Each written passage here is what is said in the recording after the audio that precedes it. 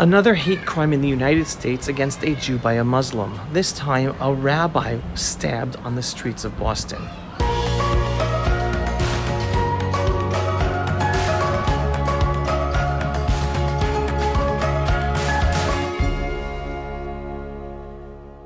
Folks, as you know, social media censorship is growing.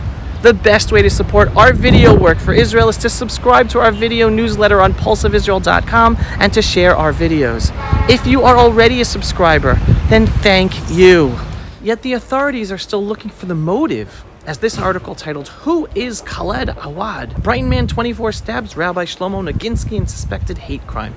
As it discusses, quote, "A motive for the attack is yet to be ascertained, but Suffolk County DA Rachel Rollins has not ruled out hate crime. On July 3rd, she said, 'I think people don't believe there is a rise in anti-Semitism, and it's very, very real.' She added, 'It is important that we understand what the motives of this hate, of this violence are. An investigation is underway to determine whether this is a hate crime or not, and we will get the answers we seek.'" Really? You don't know what the motives are?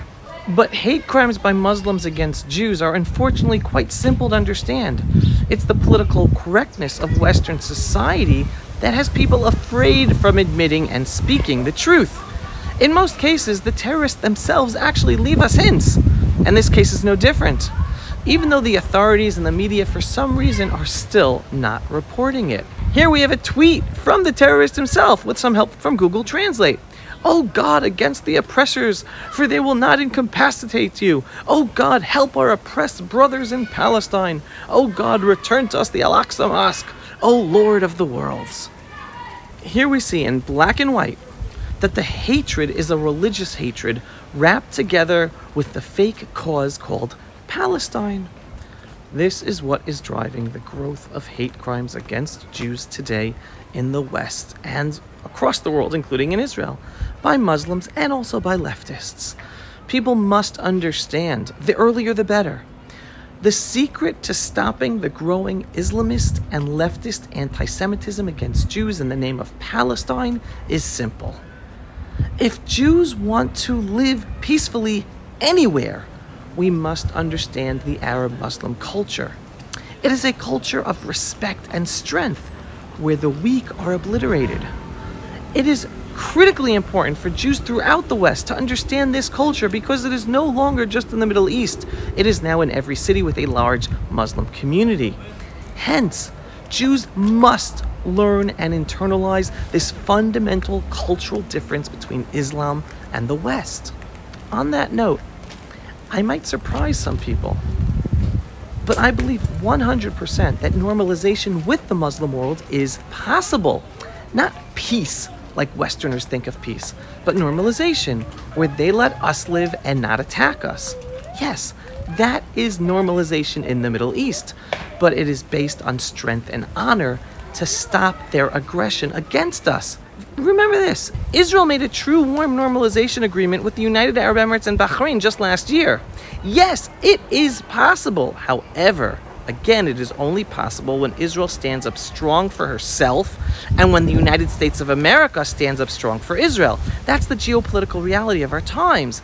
The Arab-Muslim world respects strength and honor. That is not a Western thing.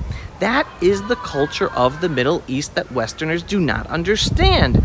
Instead, Western diplomats ignore this major cultural difference and instead impose Western colonialized diplomacy that is totally disconnected from the culture of the region.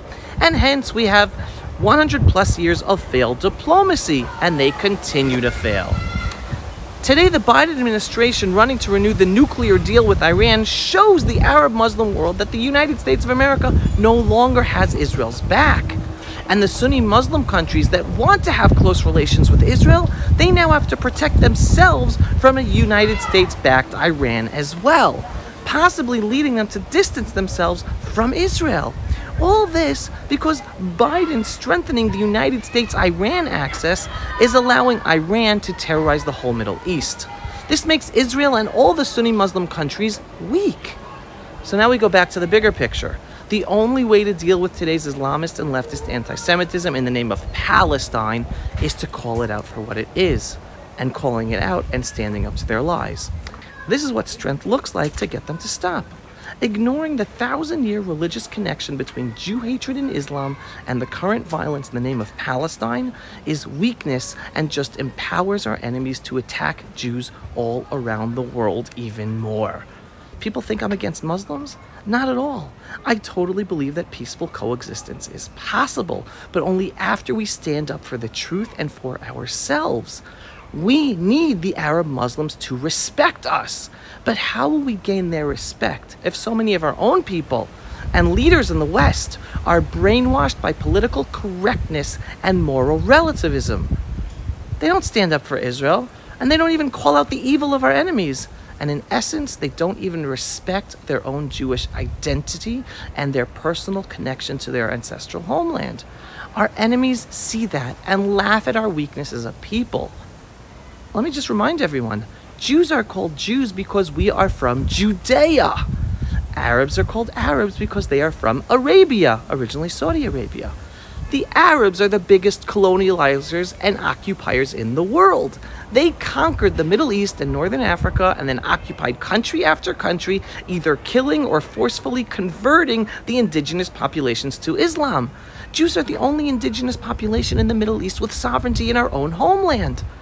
People don't realize that. All the other indigenous Middle Eastern nations have been colonialized by the Arab Muslims, who originated in Arabia.